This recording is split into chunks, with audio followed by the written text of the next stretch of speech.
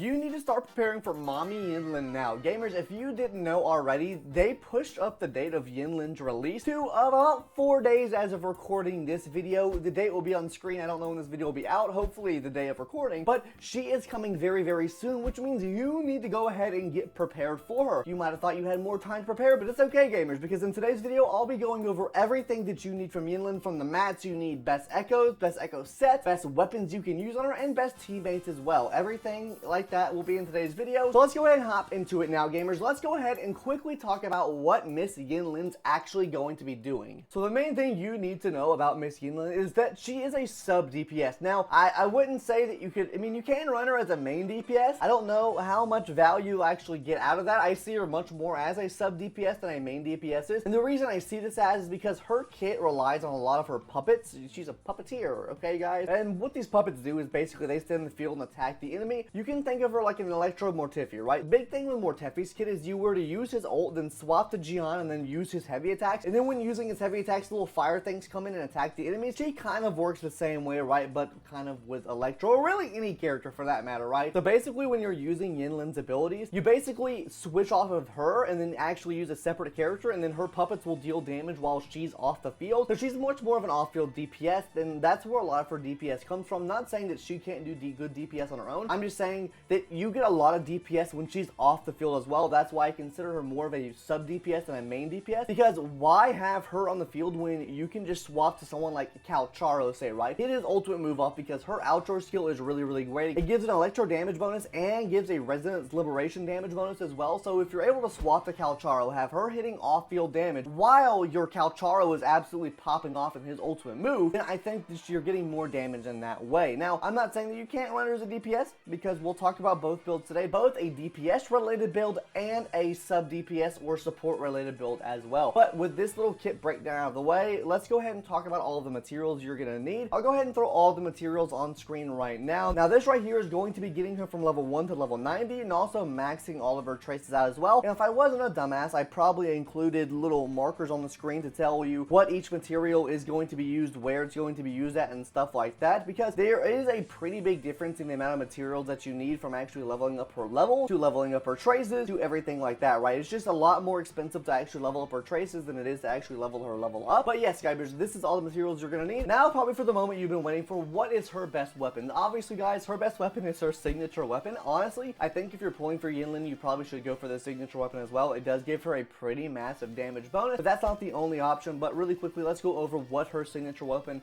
should be doing from CBT, okay? So as you can see on screen right now, what it's going to be doing is giving a damage bonus to all resonator attributes. On top of this, it's going to be giving an attack buff whenever you use your skill, and an additional attack buff when that character is off the field, which is really good for her because she is, like I said, a sub DPS. So with this weapon, you are getting additional damage for literally not having her on the field and letting her puppets kind of do the work and work with your main DPS, I guess you could say. So this is why this is the best in slot weapon for her. But that's not the only option in terms of what weapons you can run on her, because you can run the Cosmic Ripple as well, which is another 5-star weapon that you can get from the standard Convene banner. Now, if you didn't get this weapon, if you didn't choose this weapon, then that's okay, because at unit level 45, you do get to choose whatever weapon you want to have. So let's say you didn't choose this weapon, right? What are some good 4-star options that you can use? The best 4-star weapon you can run on her is the Augmenter. What it's going to be doing is whenever she launches her ultimate, it's going to be giving you an attack buff lasting for 15 seconds. This is just really good because it gives her some extra attack bonus. On top of this, guys, it's going to be increasing her crit rate as well, which makes it easier to reach a threshold of crit rate you're wanting to reach when building her whole echo kit out and stuff like that. It just makes things a little bit easier to build. Now, what's a good free-to-play weapon for? It's going to be the Jozu Keeper, guys. This is whenever the intro skill is released. It's going to be giving her 8% attack buff and a 10% HP buff lasting for 10 seconds. This is obviously not the best thing you could run, right? That's why I think like getting this signature weapon here is really essential to her kit. And honestly, most of these limited 5-star kit is getting these weapons. Like the 4-star weapons here are okay. They're just like the difference in damage between this weapon and her signature weapon is it's pretty big, okay? So that's why I do recommend going for the signature weapon. Or even if, like I said, you have the other 4-star one, it does help with the build because it does give you crit rate just like her signature weapon gives her as well. So these things can definitely help her out in battle. But with the weapons out of the way now, let's go ahead and talk about her best echo sets. Now, wait, you didn't subscribe to this YouTube channel? You've made it this far in the video, or maybe you clicked on the timestamp to see what the best echo sets are for Miss Yinlin, and you haven't subscribed. Go ahead and hit that subscribe button now, because you might have watched this point in the video like I mentioned before, or you might have just coped out and hit that and I scammed you, and and yeah, I can't speak right, but yeah. Anyways, gamers, subscribe to the channel. You better. Anyways, back to the echoes now. When we're talking about echo sets here, there are two different ways you can run her, either as a DPS or a support. We're going to be talking about both today, but I do want to make one thing clear. The best set overall, if you're wanting to run both of these sets, is going to be the Thunder set, right? This will allow you to, if you want to run her as a DPS, you can actually run her as a DPS with this set, and this still does work pretty well as a sub DPS set as well. Me personally, I think if you're strictly wanting to run her as a sub DPS, I do think Moonlit Clouds is a better set to run just because it gives you the extra energy regeneration rate, and on top of that, it's giving you that extra buff whenever she leaves the field as well for your ally that's coming up next, which would normally be your DPS character. So that's why I like Moonlit Clouds if you're using her strictly as a support. The Electro set really doesn't help with that. It's really just going to be increasing her own electro damage by using skill or using the heavy attack damage, which could transcend into her doing more damage when you swap her off the field, because she should be keeping that buff when she's off the field. So that could be fairly good, especially because she is doing a lot of off-field damage, so you're not really losing much of that buff. You're just not going to be buffing the main DPS as much. So like I said, guys, I think the best overall set to farm for her is Void Thunder, but like I said, Moonlit Clouds is a good option if you're looking to run her just as a sub DPS. Other options you could look for here is a 5-piece Lingering Tunes, guys, because Lingering Tunes, like I said in my previous video, I think it's the best general overall set that you can get for like your DPS characters, right? It's not necessarily the best in slot for every single character in the game, right? But it does provide a pretty reasonable amount of damage to your DPS characters that I think this could be farmed and just swapped off to other DPS that you could potentially have in the future, right? Let's say you have someone like Kalchara, right? Let's say Kalchara becomes out of the meta. Kalchara's not doing the work anymore. We get an event that's not with electro damage, right? That means that if you had Lingering Tunes on him, you could technically swap that set off, just get the two other pieces in the middle, the three cost pieces that would allow you to have like a Glacio damage bonus, arrow damage bonus. Put those pieces on your new ally or whatever, and then you're gonna be golden there, right? Like that is the best way I think that you could run your DPS, and just having some of these Lingering Tune sets are pretty good. Now let's hop off that subject. What's another set you could run here? Obviously 2-piece Lingering Tunes, 2-piece Void Thunder. Like I mentioned, for the sub DPS set,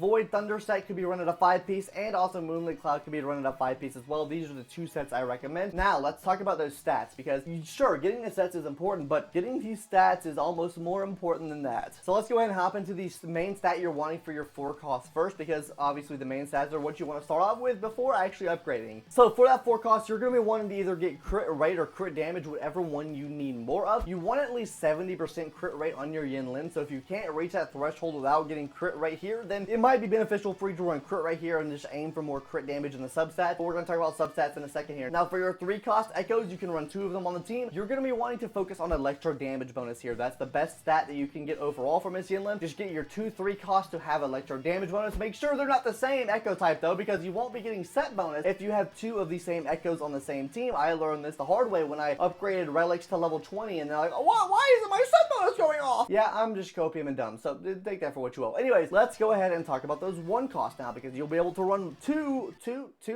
1 costs on the same team. Attack percentage. Just try to get attack percentage here. That's going to give you a nice, fun, and dandy day. Let's go ahead and talk about those substats now, though, gamers. The substat you're going to be wanting to run the most of on Miss Yinlin, guys, is either crit rate or crit damage. These are the 2 most important stats you want to focus on. Make sure you're getting at least 70% crit rate, and then shoot the crit damage to the moon. Get as much crit damage as you can possibly get. Number 2 most important stat you can be getting is attack percentage, flat attack. Really, you just want to get as much attack percentage as possible on her, so she's able to proc off as much damage as possible. Now, for the 3rd most important stat here is going to be energy regen, gamers. Energy regen is going to be super important for her kit to actually get her ultimate off. It means the more Concerto energy you're going to be getting, which means she can outro more to your Kalchara or whoever your DPS is going to be. That is going to be really, really clutch for Miss Yinlin. Now, I would say you probably want around 20 to 30% here of energy regeneration for the perfect build. Now, like I said, as long as you're focusing on the first 2 stats we talked about, I think she'll be fine, but energy regeneration rate is still a pretty important part of her kit, so I would aim for at least 20% energy regen here. And as far as the other stats go, I would aim for damage bonus. Skill is going to be a very important damage bonus you can get. I would definitely be aiming for skill or resonance liberation damage. These are the 2 main things as far as damage bonuses I would be looking for. Like I said, flat attack could also work here as well. You just want to be aiming for her to get as much damage as humanly possible, because most of the time you'll probably be playing with her off the field anyway, so the HP defensive stats really really not too much to worry about as long as you can actually dodge the enemies and not get hit very much, then yes, this is going to be the best way that I can see her being ran. Now, with that out of the way, gamers, what are the best teammates that you can possibly run with your Yinlin? So obviously, one of her best healers is going to be Verena. Verena is just absolutely cracked, broken, OP. If you have Verena, just run Verena on the team. Run Verena, Calcharo. That's going to be a banger team for you, right? And now, I know you just heard me mention Calcharo, right? What's the best main DPS to run with her? Obviously, Calcharo. Her outro skill is going to be boosting electro damage. So you want to technically be running electro damage to get the most potential out of her kit as absolutely possible, while getting the most out of your main DPS as well, which that's what Calcharo will do. You swap from Miss Yinlin to Calcharo, you're going to have a great fine and dandy day, but that's not to say that he's the only option that you can run. You really want to be finding characters in the game that are able to work with resonance liberation damage. That means damage coming directly from the ult, because that is what she is buffing. She is buffing the ultimate damage. Someone like Jian, for example, right? Jian's damage mostly comes from heavy attack. So if you were to put her on a team with Jian, like, her sub DPS capabilities would work, but you wouldn't really get much out of the outro skill, because first of all, he's not electro. Second of all, he's using heavy attacks mainly for his ultimate damage. So that's not going to really play much into that. So you want to be finding DPS that work with ultimate damage. So while there might not be many in game right now that use their resonance liberation as far as like damage concerns go, a lot of them use basic attacks like Mr. Lin Yang. Danjin, if you're wanting to use her there, then she uses heavy attacks and her skill damage a lot. So I think she's a very future-proofable unit. That's not to say that she's not really good right now, because you can definitely still use her. Follow-up attacks she does when she's off the field are still really beneficial. You're just not being able to take use of her full kit with a lot of other characters, unlike someone like Calcharo, where you're able to take use of his kit with Miss Yinlin. Anyways, gamers, that's going to do it for today's video. Hopefully you enjoyed today's video talking about everything you need for Miss Yinlin. Are you getting Miss Yinlin? Are you saving up your ass to write for Miss Yinlin? I know that I haven't, but I also lost a 50 on my banner, so that means the next 5-star I get will be Miss Mommy Yinlin, coming out in 4 days from now. Anyways, gamers, subscribe to the channel if you haven't already. I would really appreciate it. Anyways, that's going to do it for today's video. Hopefully you enjoyed it, and I'll see you in the next one later. Bye-bye.